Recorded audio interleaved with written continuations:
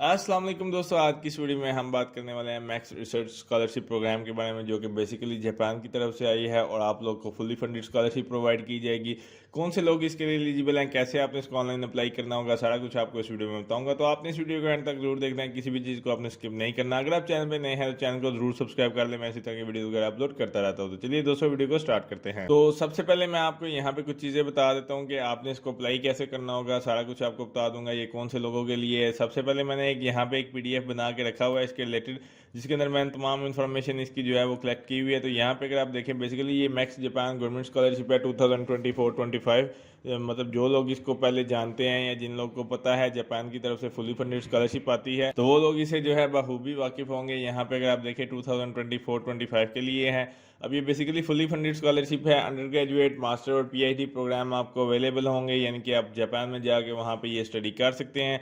Then उसके बाद यहाँ पे अगर आप देखें तो ये हर साल जो है ये स्कॉलरशिप आती है, लाइक कि हर साल 2023 से 24, 24 से 25, तो ये हर साल चलती रहती है। इसी तरह यहाँ पे अगर आप देखें तो ये एशिया पैसिफिक, नॉर्थ अमेरिका और लैटिन अमेरिका के जो कंट्रीज़ हैं, उन लोग के जो लोग हैं वो इसमें पार्टिसिपेट कर सकते हैं। मिडिल ईस्ट, यूरोप वगैरह सारे लोग इसके लिए अप्लाई कर सकते हैं। या फिर उन्होंने यहाँ पे मेंशन किया हुआ है कि जिनके मतलब यहाँ पे डिप्लोमेटिक रिलेशनशिप है जापान के साथ, तो वो लोग भी इसके लिए अप्लाई कर सकते हैं। अब हम बात करते हैं यहाँ पे आइल्स और टोफिल मैंडेटरी नहीं है, यानी कि जापानीज लैंग्वेज के लिए आपको नॉलेज होनी चाहिए। अदरवाइज आइल्स या टोफिल मैंडेटरी नहीं है, क्योंकि जापान में कोई आपको इंग्लिश में वहाँ पे वो नहीं स्ट्रिक्ट करना उन्होंने होता कि लाइक अगर आप आइल्स करेंगे तो आपके इतने बैंड होंगे या ये चीज़ें। जापान और चाइना में ये चीज़ें ज़्यादा मैटर नहीं करती। अब हम बात कर लेते हैं इसकी जो डिटेल है इसके बारे में। तो यहाँ पे जैसे मैंने आपको नाम का बता दिया ऑलरेडी, मैक्स जापान स्कॉलरशिप है। इसी तरह जो कंट्री है वो बेसिकली जापान है।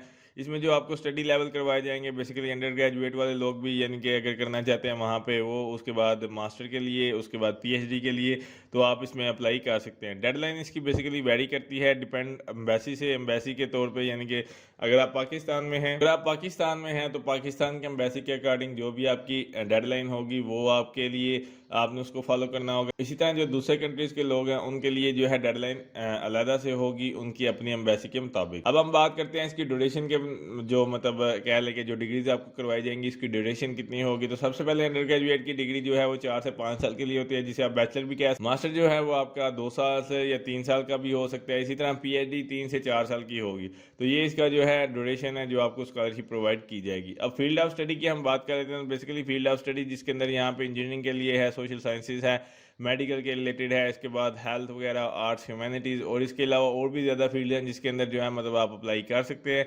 कोई रिस्ट्रिक्शन यहाँ पे मौजूद नहीं है। अब हम बात करते हैं कि ये स्कॉलरशिप आपको प्रोवाइड क्या करेगी, फाइनेंशियल कवरेज आपको क्या देगी। तो सबसे पहले यहाँ पे अगर आप देखें तो अलाउंसेज आपको दिए जाएंगे, मंथली स्टिपेंड अलाउंसेज होंगे जो आपके लिए वहाँ पे मौजूद होंगे। इसी तरह एजुकेशन फीस, जो आपकी फ़ीस है वो सारी, ट्यूशन फीस और यूनिवर्सिटी की वो सारी मैक्स पे करेगी, यहाँ पर उन्होंने मैंशन किया हुआ है। ट्रैवलिंग के जो आपके एक्सपेंसेस होंगे यहाँ पे वो ट्रांसपोर्टेशन वगैरह, बाकी एयर फेयर टिकट्स वगैरह, उसके बाद जो भी इकॉनमी क्लास की जो फ़्लाइट्स वगैरह बुक होंगी वो सारी जो है वो ट्रांसपोर्टेशन मैक्स ही आपके लिए कवर करेगी। अकोमोडेशन का भी जो यहाँ पे उन्होंने मेंशन किया, residential hall for international student provided by university, यानी कि इंटरनेशनल स्टूडेंट को जो है रेजिडेंस भी वो यूनिवर्सिटी ही प्रोवाइड करेगी।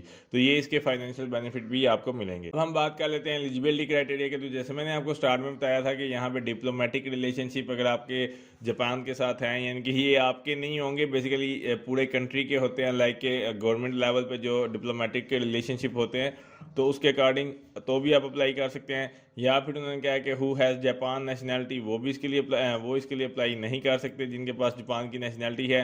इस तरह यहाँ पे अगर आप देखें, the first screening must be conducted at Japanese diplomatic mission, ठीक है, of the country applicant choose the nationality. Then उसके बाद यहाँ पे बाकी चीज़ें हैं। उसके बाद मास्टर कोर्स के लिए जो आपको एलिजिबिलिटी क्राइटेरिया रिक्वायर्ड होगा, उसके लिए मैंने आपको बता दिया कि 16 साल की जो आपकी एजुकेशन है वो आपकी होनी चाहिए। इसी तरह डॉक्टरल के लिए आपके 18 साल की एजुकेशन रिक्वायर्ड होगी। तो इस तरह से, ठीक है। देन उसके बाद knowledge of Japanese language and IELTS और टोफिल आर नॉट मैंडेटरी, यानी कि टोफिल और आइल्स मैंडेटरी नहीं। जापानीज लैंग्वेज में अगर आपको थोड़ी सी इन्फॉर्मेशन है तो वो वेल एंड गुड है। अब हम बात करते हैं कि बेसिकली आप कैसे चेक कर सकते हैं आपकी जो मतलब कंट्री है, क्या उसकी अभी डेडलाइन मौजूद है, क्या आप इसके लिए अप्लाई कर सकते हैं या नहीं कर सकते। तो स्टेप 1 मैं यहाँ पे कुछ स्टेप्स मेंशन किए हुए हैं, जिसके अंदर मैंने आपको बताया कि सबसे पहले आपने इनकी ऑफिशियल वेबसाइट है उसके ऊपर जाना, लिंक आपको डिस्क्रिप्शन में दे दूंगा मैं सारे। उसके बाद दूसरे स्टेप पे आपने वहाँ से चूज़ करनी है अपनी जो भी मतलब कंट्री है या आपका जो भी कंटिनेंट है, वहाँ पे एम्बेसी की लिस्ट होगी, वहाँ से आपने पाकिस्तान या जो भी आपका आएगा वो चूज़ कर लीजिएगा।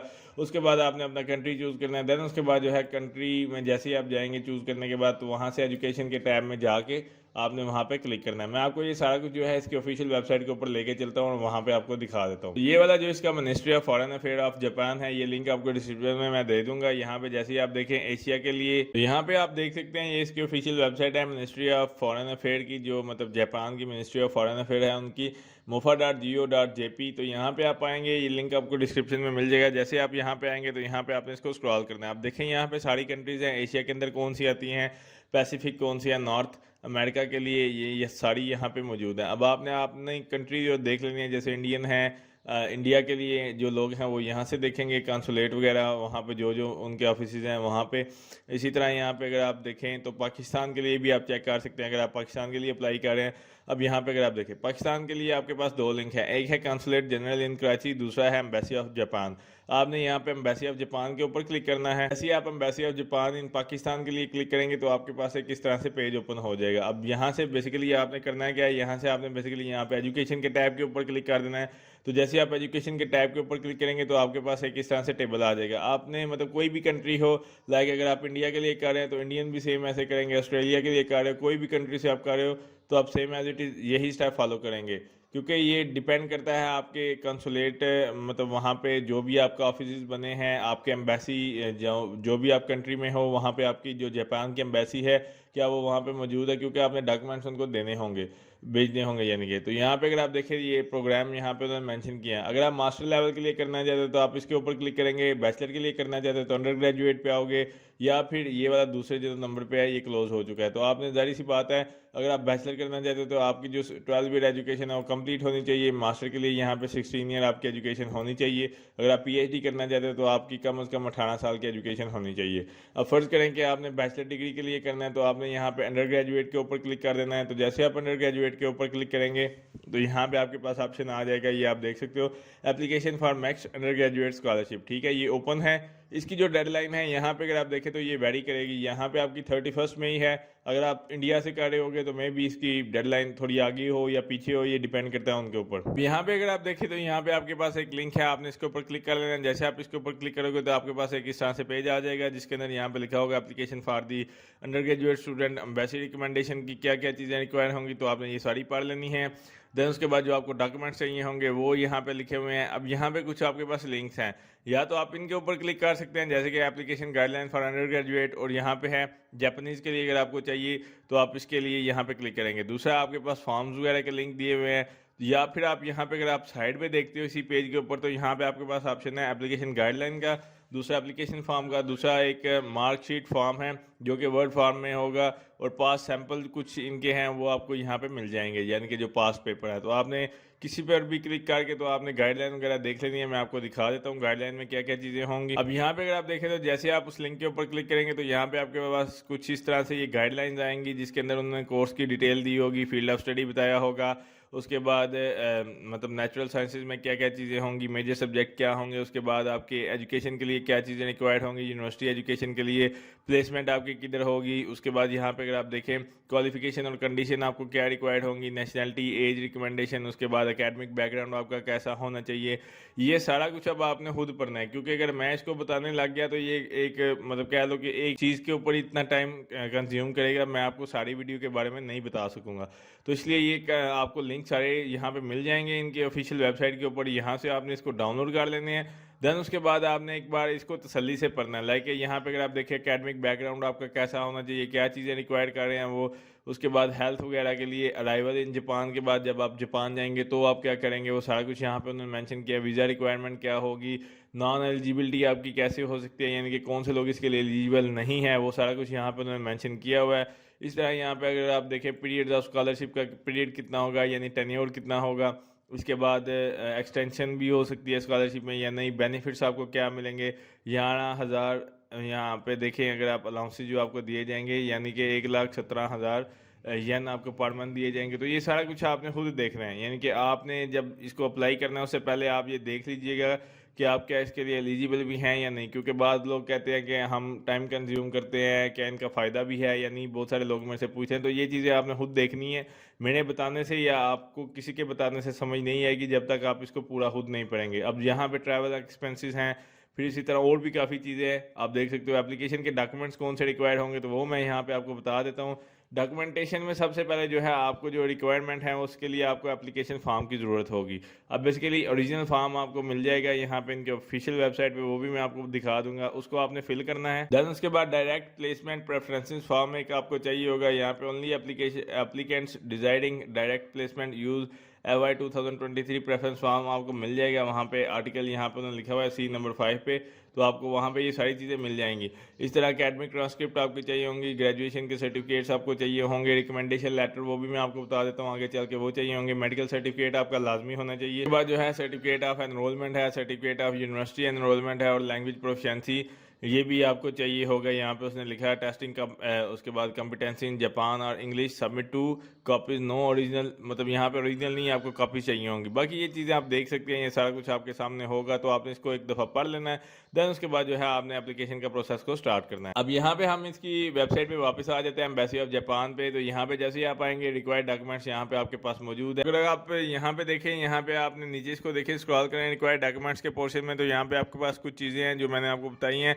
अब मार्कशीट फॉर्म जो बेसिकली होता है वो आपको मैं दिखा देता हूँ। जैसे आप इसके ऊपर क्लिक करेंगे तो ये डाउनलोड हो जाएगा, कुछ इस तरह से आपको दिखेगा, जिसके अंदर उसने पूछा हुआ है आपका इंटरमीडिएट का स्कूल कॉलेज नेम क्या था, मार्क कितने थे, परसेंटेज क्या थी, वो सारा कुछ यहाँ पे आप लिखेंगे। जापानीज़ में आपने इस तरह से लिखना है, इंग्लिश में आप इस तरह से लिखेंगे।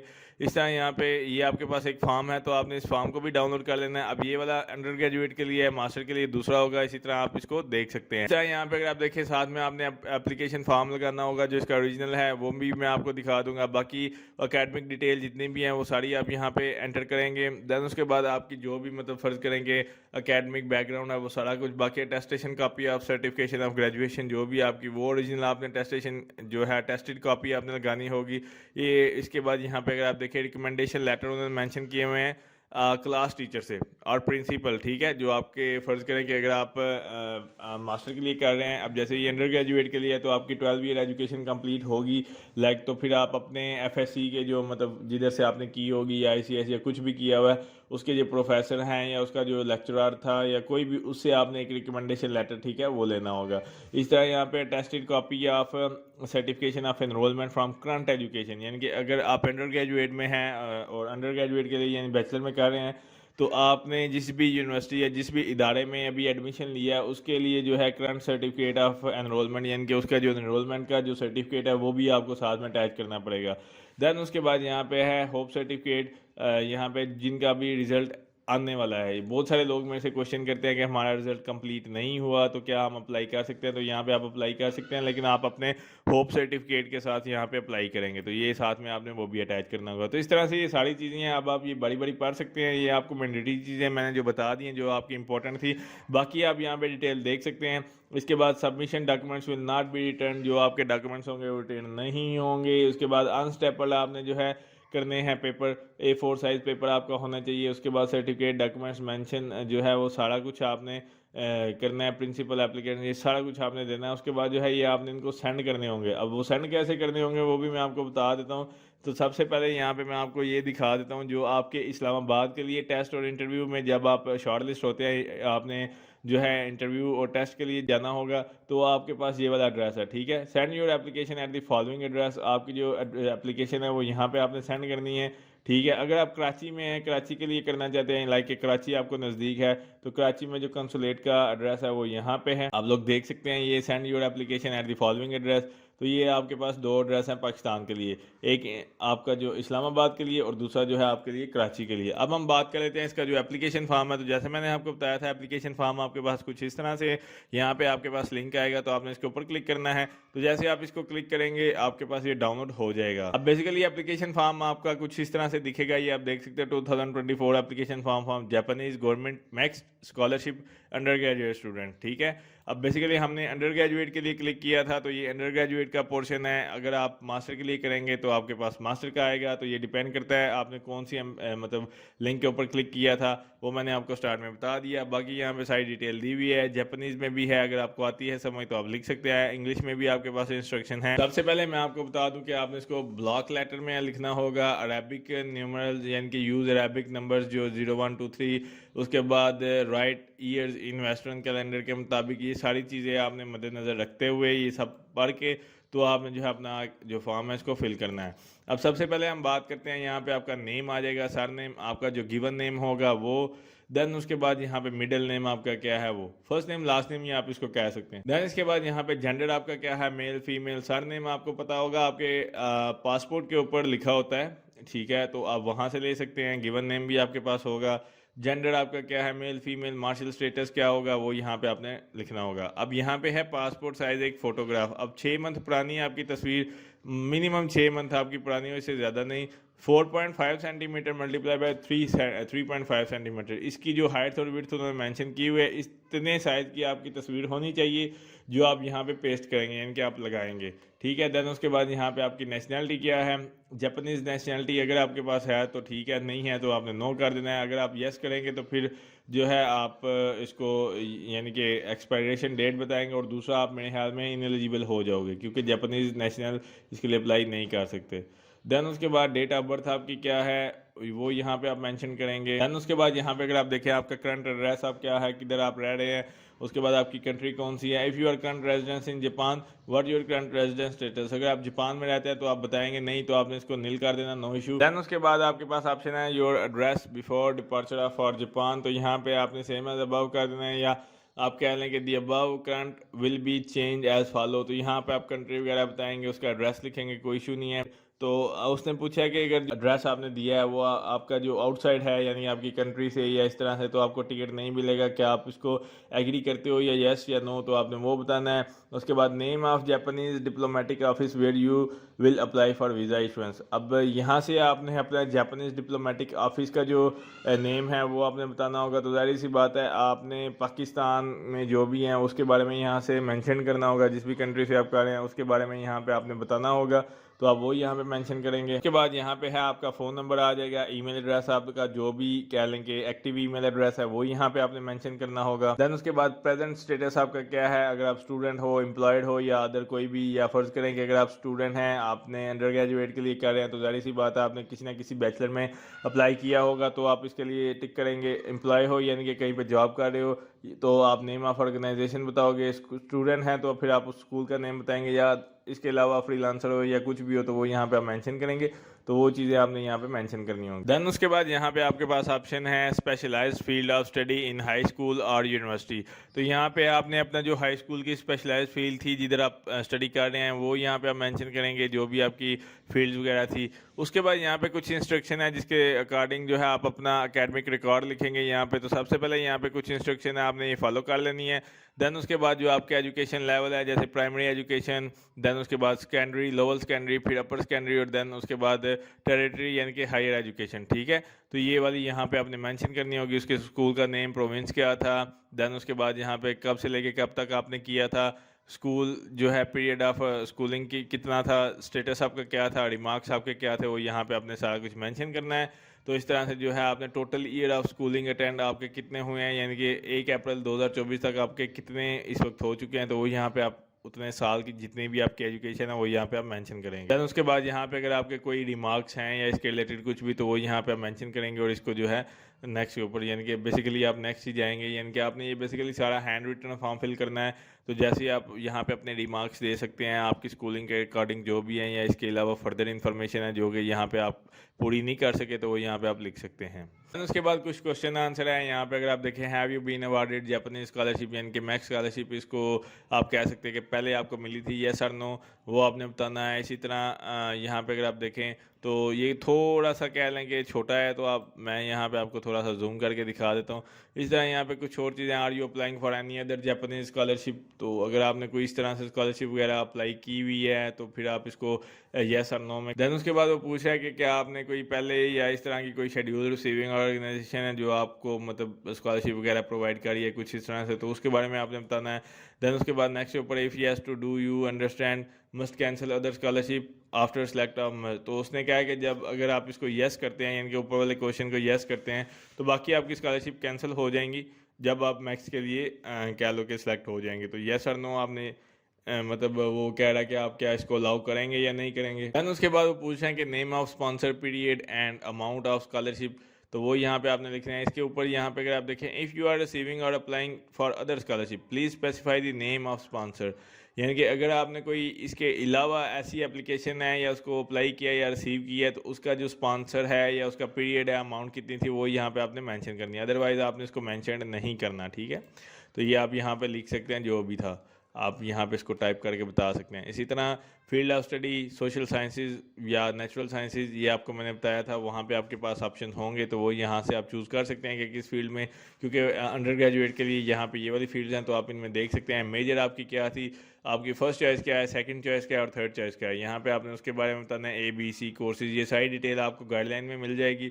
और यहाँ पे नेम ऑफ मेजर्स आपके क्या होंगे, तो वो यहाँ पे करेंगे। देन उसके बाद यहाँ पे कुछ और ऑप्शन है, जैसे कि specify the reason why you are selected each, यानी कि मतलब जो भी आपने ऊपर रीज़न फील्ड्स चूज़ की हैं, उसके आपने यहाँ पे रीज़न बताने हैं सिलेक्शन का। फर्स्ट चॉइस आपने क्यों मतलब चूज़ की है, सेकंड क्यों और थर्ड क्यों, तो वो यहाँ पे आप मेंशन करेंगे। इस तरह यहाँ पे what was the trigger for having an interest in Japan, कि मतलब कौन सी ऐसी चीज़ थी जिसने आपको ऐसा ट्रिगर किया कि आप जापान में आपका इंटरेस्ट बना स्कॉलरशिप के लिए अप्लाई करने का या वहाँ पे जाके पढ़ने का, तो वो चीज़ आप यहाँ पे मेंशन करेंगे। उसके बाद उसने क्या, kind of thing do you think you can contribute to Japan and your home country through experience studying in the Japan, यानी कि कौन सी ऐसी चीज़ें थी, कौन सी ऐसी चीज़ें होंगी या जिसके बारे में आप सोचते हैं कि जो आप जापान के लिए कंट्रीब्यूट करें या अपने होम कंट्री के लिए, जब आप इस स्टडी पीरियड से गुजर चुकेंगे या आप इसको एक्सपीरियंस करेंगे, तो कौन सी ऐसी चीज़ें होंगी जो कि आप वहाँ पे कंट्रीब्यूट कर सकते हैं या अपने कंट्री के लिए, तो वो यहाँ पे आप मेंशन करेंगे। यानी कि आपने बेसिकली ये क्वेश्चन होते हैं आपके जनरल नॉलेज के रिलेटेड, यानी कि आप किस तरह से सोचते हैं उस कंट्री को लेकर। ये नहीं है कि मैं वहाँ पर जाऊँगा बस पढ़ूंगा और घर आ जाऊँगा, ये वाला नहीं है कि मतलब वहाँ पे अगर आप स्टडी करते हैं, वो कंट्री आपको प्रोवाइड करती है एक फैसिलिटी स्टडी करने की, तो आप बेसिकली वहाँ पे क्या ऐसी कंट्रीब्यूशन दोगे कि वो आपको फ्री में एजुकेशन दे रहे हैं, तो आप वहाँ पे क्या ऐसी कंट्रीब्यूशन देंगे ताकि जो है आप उस कंट्री के लिए भी फ़ायदेमंद हो और अपने लिए भी। देन उसके बाद है लैंग्वेज एबिलिटी, यहाँ पे उसने मेंशन किया हुआ है जापानीज़ के लिए रीडिंग राइटिंग और स्पीकिंग। यहाँ पे आपने बताना होगा कि आपको कैसी है, गुड, एक्सीलेंट, या इस तरह से नीचे यहाँ पे मेंशन है एक्सीलेंट, गुड और यहाँ पे फेयर या पुअर। इंग्लिश के लिए आपकी कैसी लैंग्वेज है वो यहाँ पे आप बताएंगे। जापानीज़ लैंग्वेज क्वालिफिकेशन अगर आपने कुछ की हुई है ठीक है, इंग्लिश लैंग्वेज क्वालिफिकेशन अगर आपने की हुई है तो ठीक है, मैंडेटरी नहीं है, लेकिन यहाँ पे अगर आप देखें टोफिल वगैरह या आइल्स मतलब इस तरह के कोई कोर्सेज हैं जो आपने किए हैं, तो आप उसके स्कोर्स वगैरह यहाँ पे लिख सकते हैं। नेम, उसके बाद यहाँ पे उसने पूछा है contact home country in case of emergency, अगर हो जाता है तो कोई ऐसा कंटेक्ट आप बताएं, नेम, करंट एड्रेस, उसका सारा कुछ आप यहाँ पे मेंशन करेंगे, ईमेल वगैरह देंगे, रिलेशनशिप आपका क्या है वो सारा कुछ यहाँ पे आप मेंशन करेंगे। उसके बाद पास विजिट टू स्टे, अगर आप कभी जापान में रुके हो तो वो यहाँ पे जो रिसेंटली जब आप रुके हो तो वो यहाँ पे आप बताएंगे, अगर नहीं तो इसका कोई इशू नहीं है। देन उसके बाद उसने क्या कि आप इसको पढ़ें, आई अंडरस्टैंड, जो भी मैंने गाइडलाइन पढ़ी हैं उसके मुताबिक ही मैंने इसको फिल किया है। इस तरह से सारा कुछ करने के बाद इसको टिक करेंगे, आई एग्री पे, देन डेट ऑफ एप्लीकेशन लिखेंगे, मंथ, डेट और सारा कुछ लिखने के बाद साथ में अपने डॉक्यूमेंट्स लगाएंगे, देन आप इसको जो है सेंड कर देंगे। आपके रिकमेंडेशन लेटर्स होंगे, आपके अटेस्टेड डिग्रीज होंगी, आपके अटेस्टेड फॉर्म्स वगैरह होंगे जो मैंने आपको ऑलरेडी बताए हैं, वो आप गाइडलाइन में जाके इसको चेक कर सकते हैं। यहाँ पे सारा कुछ आपको मिल जाएगा। तो यहाँ पे आप सारा कुछ लगाने के बाद नीचे उसने मेंशन भी किया होगा कि जो आपके डॉक्यूमेंट्स हैं उसको और अपने एप्लीकेशन फॉर्म को आपने जो है अपने जो भी मतलब एम्बेसी के थ्रू, जैसे मैंने आपको बताया वहाँ पे एड्रेस मैंने आपको मेंशन किए थे, अब मैं यहाँ पे आपको फिर से बता देता हूँ। तो यहाँ पे जैसे ही मैंने आपको ये एड्रेस बताए हुए हैं, आपने इनमें से एड्रेस पे सेंड करना होगा अपने जो भी डॉक्यूमेंट्स होंगे। ज़ाहिर सी बात है ये ऑनलाइन फॉर्म फिल नहीं होगा, तो आपने जो भी आपके डॉक्यूमेंट्स होंगे, अगर आप इंटरव्यू के लिए या टेस्ट के लिए जिधर भी मतलब आप विश करते हैं, तो उसके लिए जो है आप उस एड्रेस के ऊपर उसने क्या, please send your application at the following address, तो आपने यहाँ पे मेंशन करना है। उसके बाद उसने क्या कि आउटसाइड के ऊपर एनवेलप के ऊपर आपने ये लिखना है यहाँ पे, please write the outside the envelope carrying your application, ठीक है। तो उसके बारे में आपने बताना है max scholarship application public affair section, ये इसका एड्रेस है। यहाँ पे आप इसको जो है डॉक्यूमेंट्स को सेंड करेंगे। अगर आप इस्लामाबाद आपको नज़दीक पड़ता है तो आप ज़ाहिर सी बात है इस्लामाबाद चूज़ करेंगे, कराची नज़दीक पड़ता है तो आप कराची चूज़ करेंगे। ये दोनों एड्रेस आपके पास मेंशन है। इसी तरह इंडियन है, इंडियन के लिए अलहदा से एड्रेस होगा, इस तरह ऑस्ट्रेलियन और बाकी कंट्रीज़ के लिए अलहदा से होगा। तो उम्मीद करता हूँ दोस्तों आपको वीडियो अच्छी लगी होगी। अगर अच्छी लगी तो इसको लाइक कीजिए, शेयर कीजिए और मेरे चैनल को ज़रूर सब्सक्राइब कीजिए। शुक्रिया।